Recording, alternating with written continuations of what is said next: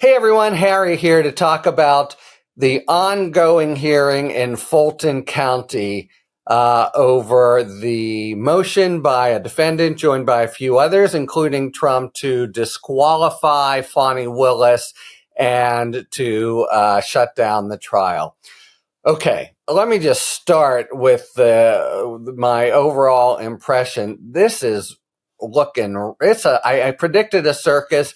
It is a circus, but in some ways it's even worse. The judge, who, as I say, I've respected his court, control of his courtroom in the past, is just letting a sort of ridiculous, tawdry, salacious hearing go on with deep and ponderous questions about when did you meet her and where are the receipts and things that really it's very hard to see how they go to any salient motion to disqualify or anything about the case. So that's the bottom line, really. But he said, he would let it go, and indeed he has. So let me tell you what's happened to date. So Roman's attorney, it's Roman's motion, and he's just let Roman put on witnesses. And first, they put on a trial partner of Wade, who I think they believed was going to talk about knowledge of Wade's affair with Willis. Of course, that's now a known fact.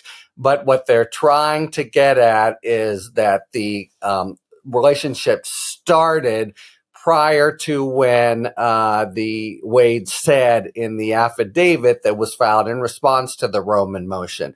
Again, why? They want to basically say, I think, just assail his credibility, and then from there try to get at a financial conflict of interest. But we had these questions, and it's just seamy and feels like, puritanical. Who told you, and were they hugging and kissing, and, who cares? But anyway, the partner successfully rebuffs saying basically anything. He didn't want to be there. He had moved to Quash. And the lawyer for Roman wasn't really able to kind of get what the law calls a foundation to begin to ask him things. So she then moved to her star witness, as it were, a woman who is a previous friend of Fani Willis, and they, through college. And basically, it was pulling teeth. Not that the witness was reluctant, but she was asking all kinds of improperly phrased questions that the witness wouldn't know personally. But anyway, after a lot of wrestling over this and objections, the court permitted the witness to testify that the two of them, Willis and Wade, began a relationship shortly after a certain conference toward the end of 2021, and that it went on for a while until the witness, who was working in the DA's office, hadn't talked to Willis. It came out on cross-examination for a couple years because she did some kind of misconduct in the office and was basically forced to resign. And basically the defense, the state is the one who's, defending against the motion. They were able to make out there's some kind of conflict that she now has with Willis, feels she was unfairly fired and the like. They're certainly not friends anymore. At that point, and as we tape, the judge let Roman's attorney call Wade, the actual attorney, and he was is very composed. She's trying very hard to get him to say that he had lied before, where in interrogatories involving the divorce. But he's thought it through. He has an answer for everything. The closest thing she thought she could, triumphantly say is an answer that had to do with not having affairs during the marriage. His somewhat tenuous, but, composed And, he stuck to the answer is the marriage had been irretrievably broken for many years because his wife had an affair. And at that point, it wasn't really a marriage. So he had not had an affair during the time of the marriage. Then she's probing back and forth about possible travel, was able to elicit the detail that he says in the affidavit, and he's sticking to everything. He's thought it through. He's not going to give an inch on having said anything false, either in the divorce or in this court. He had said that they basically pay for travel when they take it equally. And he's now explaining that means that he would sometimes pay for things and she would pay him back in cash. A lot of talk about cash, which of course, can't be traced.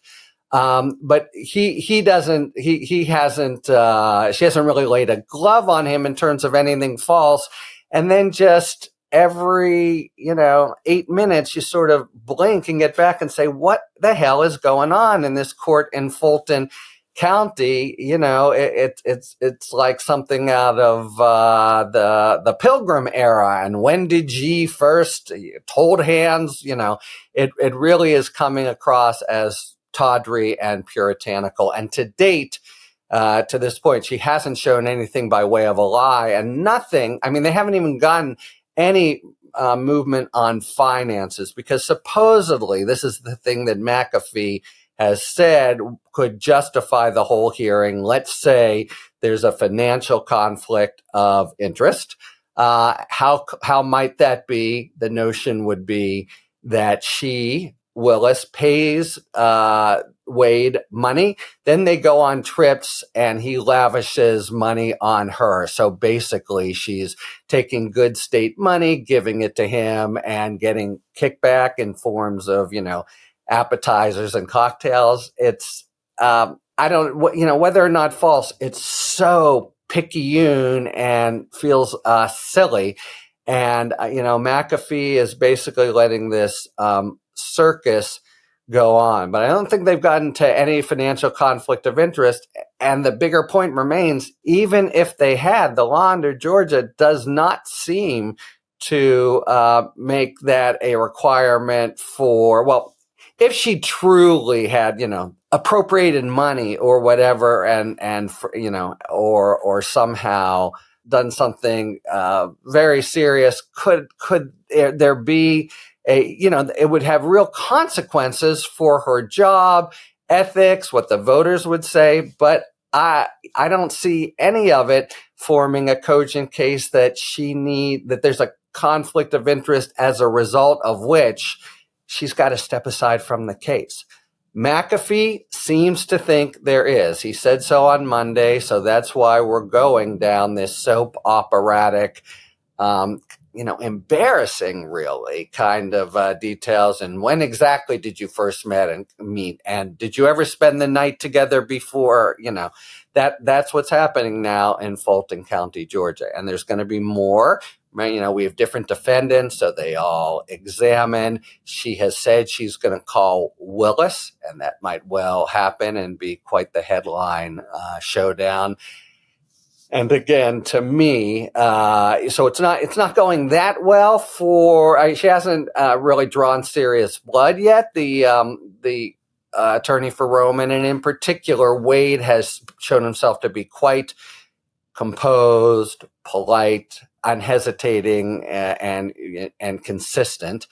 But it looks as if this is going to go on, and she'll try to make some kind of inroads, and presumably McAfee sees this very sort of threadbare record and says, okay, I don't see a conflict of interest for this case.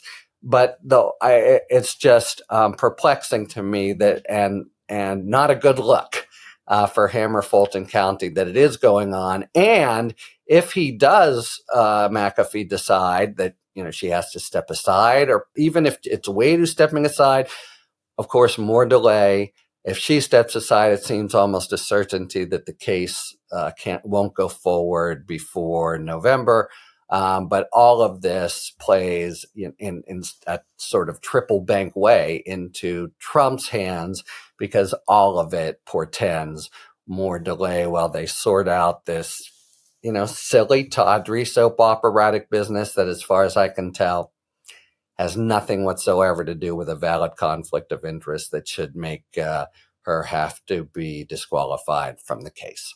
So Wade's on now. It's going to go on. We'll see whether Willis takes the stand. We'll see how vigorously the state tries to fight the eliciting of these, personal questions. To date, they've just been interposing occasional relevancy, but they're letting it happen.